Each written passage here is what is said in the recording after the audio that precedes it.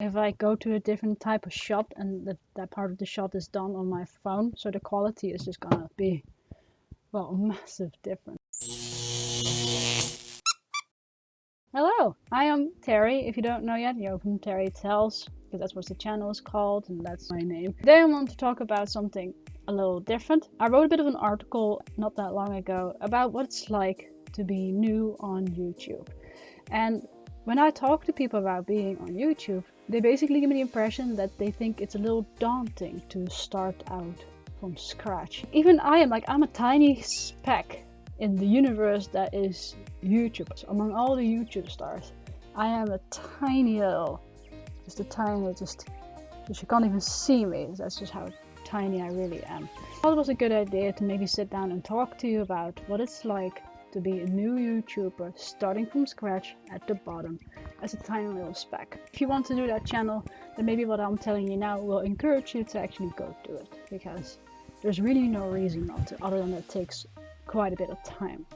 The first thing that is very noticeable is that very little progress makes me very happy. In about 2 weeks time, I jumped from the regular 4 subscribers that I already had by purely existing to 21, and that felt massive to me. As a tiny new starting YouTuber, it can feel satisfying to know that people see you and like, oh, okay, I'll stick around, I want to see what else you're gonna do. That alone is worth it to start YouTube.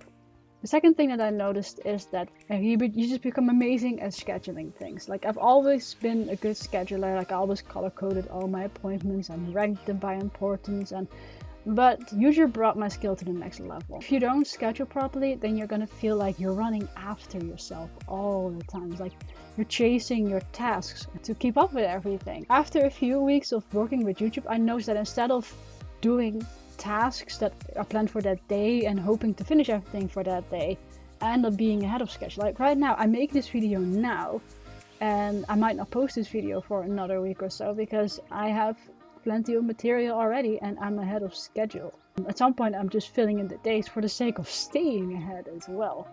Your scheduling, your planning, your organizational skills just from being on YouTube. Gotta be, and you're becoming extremely analytical. Again, I was already quite analytical. My insight on how to be analytical changed a little bit over the last few weeks. Mind you, if you go to your analytics and you did exceptionally great, then there's like little fireworks everywhere. You know, YouTube kind of already tells you, yeah, you're doing great, or no, you're not really growing anymore.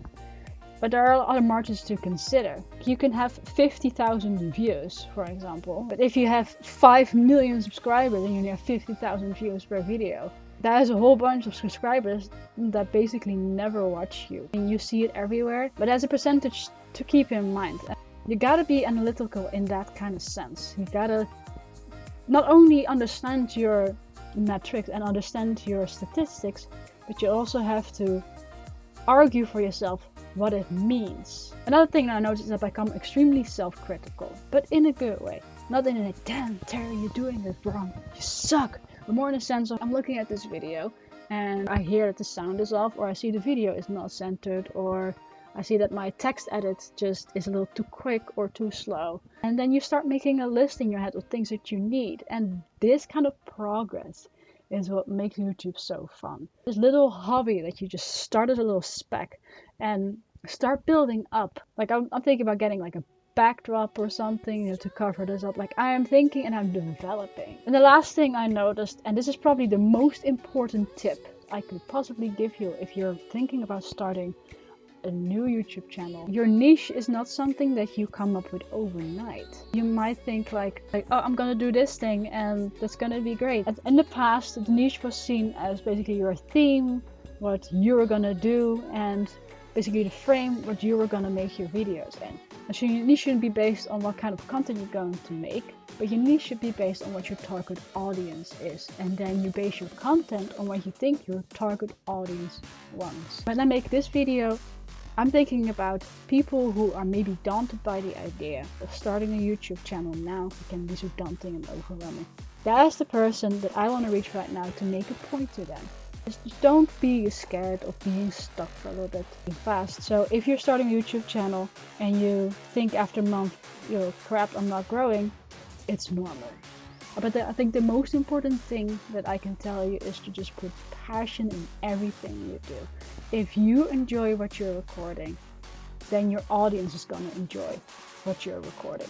This is everything I can tell you about what it's like starting at the bottom as a new YouTuber, and I sincerely hope that me showing you that it's really not that scary or daunting to just start out will give you the push that you need to feel encouraged to just start up your dream.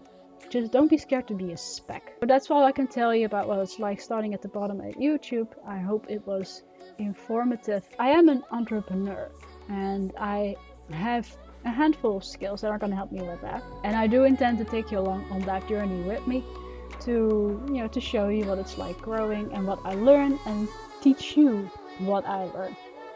But yeah, I will see you in the next video. Bye!